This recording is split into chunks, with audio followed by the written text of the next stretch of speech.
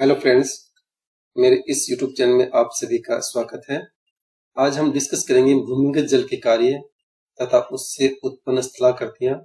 इनको काष्ठ स्थलाकृतियों के नाम से भी जाना जाता है। यह टॉपिक विस्तार से बताया गया है, इसलिए इस टॉपिक को 4 पार्ट के इसके 4 वीडियो बनाए गए हैं। टॉपिक को पूरा समझने के लिए इसके चारों वीडियो आप अवश्य देखें और इसी प्रकार से इससे पहले जो नदियां तथा उनसे उत्पन्न स्थलाकृतियां जो है उसके भी 4 वीडियो बनाए गए हैं, उनको भी आप अवश्य देखें।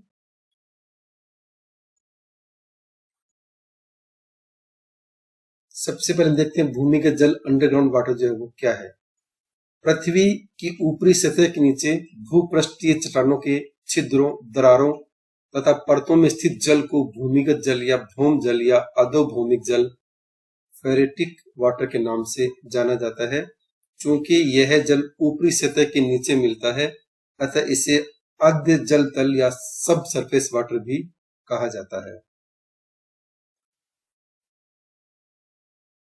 यहाँ हम इसमें देख सकते हैं कि किस प्रकार से जो है भूमिगत जल जो है, ग्राउंड वाटर जो है, उसकी स्थिति जो है इस स्लाइड के माध्यम से दिखलाई गई है।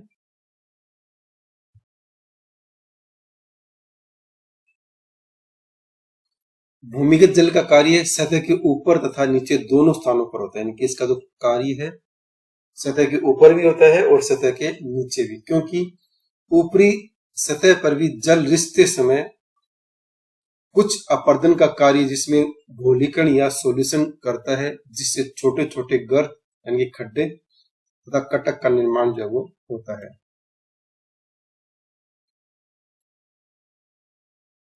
ऊपरी सतह के नीचे जब पारगम्य सेल की स्थिति होती है तो ऊपरी जल रिस कर नीचे चला जाता है, जहां पर अपरदन तथा निक्षेप द्वारा स्थल रूपों का सृजन एवं विकास होता है। यदि समस्त जल को धरातल की सतह पर ला दिया जाए तो पृथ्वी की ऊपरी सतह पर 500 फीट की ऊंचाई तक जो है जल का विस्तार जो है वो हो जाएगा।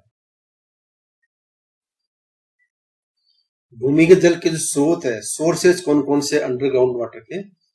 पहला है उल्का जल या आकाशीय जल। भूमिगत जल का प्रमुख जल स्रोत जल वर्षा तथा हिम है। धरातलीय भागों पर स्थित तालाबों, झीलों, नदियों, वनस्पतियों तथा सागरों से वाष्पीकरण द्वारा जल वर्षा तथा हिमपात के रूप में धरातल पर चला जाता है। इस तरह जल वर्षा तथा हिम के पिघलने से प्राप्त जल को आकाशीय जल या मेटियोटिक वाटर के नाम से जाना जाता है। यहाँ पर ये मेटियोटिक वाटर का जो है डायग्राम के माध्यम से इसको दिखलाया गया है कि किस प्रकार से जो सरफेस वाटर जो है ऊपर पहाड़ी भागों से बहकर नीचे की ओर आता है। दूसरा है इसमें सहजाद जल या कनेक्ट वाटर। भूमिगत जल का द्वितीय महत्वपूर्ण साधन है। सागर या झीलों के निक्षेपित परतदार चट्टानों के छिद्रों तथा सुराखों में स्थित जल को तलछट जल या सहजाद जल के नाम से जाना जाता है। नेक्स्ट है मैग्मा जल, मैग्मेटिक वाटर। पृथ्वी के अंतर्गत ज्वालामुखी क्रिया के कारण तप्त मैग्मा चट्टानों में प्रवेश करता है। इसके वाष्पीय पदार्थ घनीभूत होकर जल में बदलकर भूमिगत जल में मिल जाते हैं। इस जल को मैग्मा जल के नाम से जाना जाता है।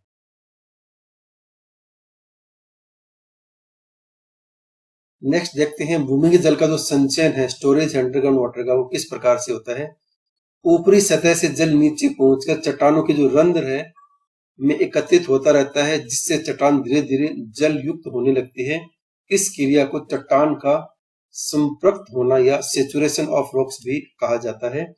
जब चट्टान पूर्णतया जल युक्त हो जाती है तो उसे संपृक्त या सेचुरेशन रॉक के नाम से जानते हैं। ऊपरी धरातल के नीचे संपर्क चट्टान वाले भाग को संपर्क मंडल यानी कि सेचुरन जोन के नाम से भी जाना जाता है।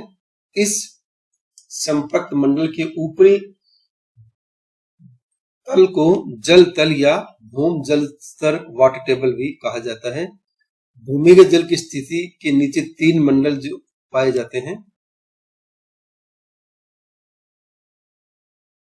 भूमिगत जल की स्थिति के 3 मंडल जो है निम्न प्रकार से: असंपृक्त मंडल अनसेचुरेटेड जोन, दूसरा है संपृक्त मंडल सेचुरेटेड जोन, इसको पुनः 2 भागों में बांटा गया है, आंतरिक संपृक्त मंडल और दूसरा है स्थायी संतृप्त मंडल। तीसरा है इसमें चट्टान प्रवाह मंडल या रॉक फ्लोएज जोन।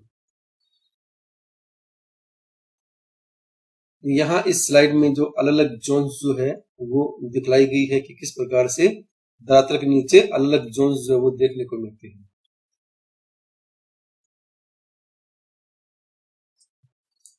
अब हम देखते हैं असंपृक्त मंडल को।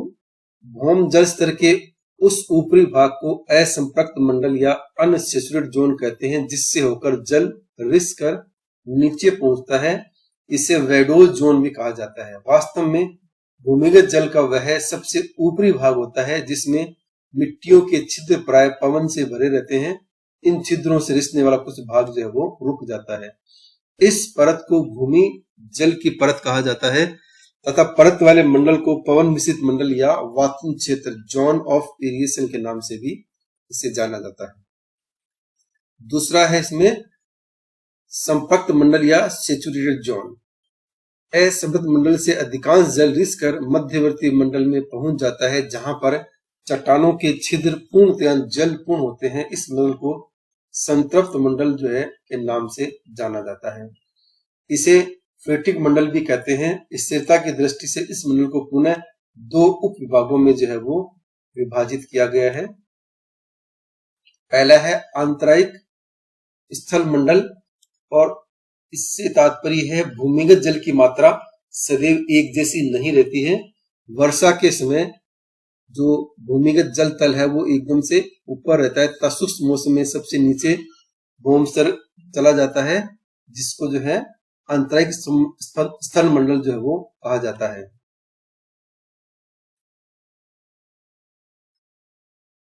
दूसरा है स्थायी संतृप्त मंडल। आंतरायिक संतृप्त मंडल के नीचे स्थित मंडल को स्थायी संतृप्त मंडल कहते हैं तथा इसका जो ऊपरी अर्थात स्थायी भूमि जल स्तर सदैव जो वो स्थिर रहता है। यहाँ पर इस स्लाइड के माध्यम से हम लोग जो है ये जो अलग अलग जो जोन दी गई है उनको हम देख सकते हैं। Zone of saturation, zone of irrigation, और ये ग्राउंड वाटर की जो स्थिति है किस प्रकार से अपने को इस स्लाइड में दिखलाई दे रही है। नेक्स्ट है चट्टान प्रवाह मंडल। भूपटल के नीचे कुछ निश्चित गहराई पर चट्टानों का भार इतना अधिक हो जाता है कि चट्टानों के छिद्र तथा रंध्र जो है वो बंद हो जाते हैं और जल उसके नीचे नहीं जा पाता। इस मंडल को चट्टान प्रवाह मंडल के नाम से जानते हैं और यह मंडल प्राय धरातलीय सतह से लगभग 16 किलोमीटर की गहराई पर पाया जाता है।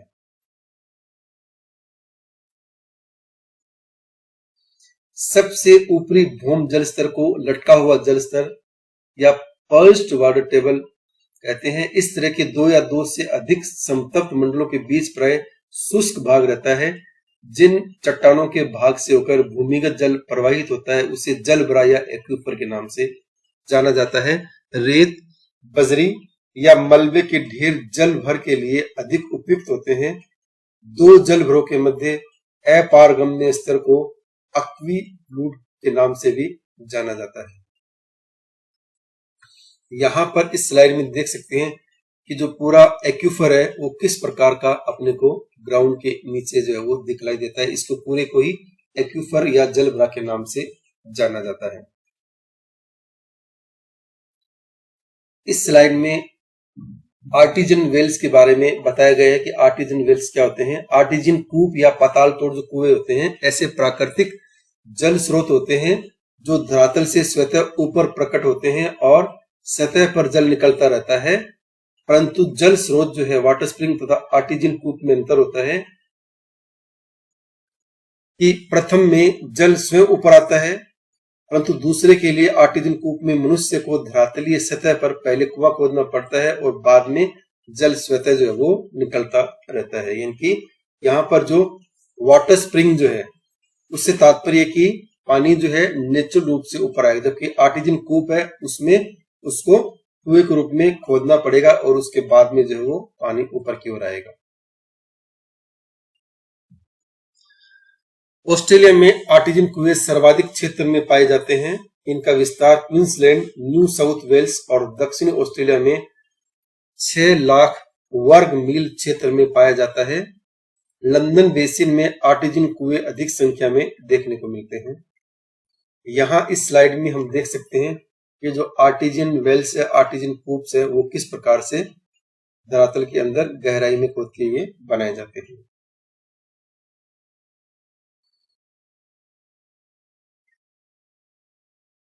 ये यहाँ पर इसमें दिखाया गया किस प्रकार से जो वाटर स्प्रिंग है, जो जल स्रोत है, वो चट्टानों के बीच से जल रिस के बाहर की ओर आता है और जिसे वाटर स्प्रिंग के नाम से जाना जाता है।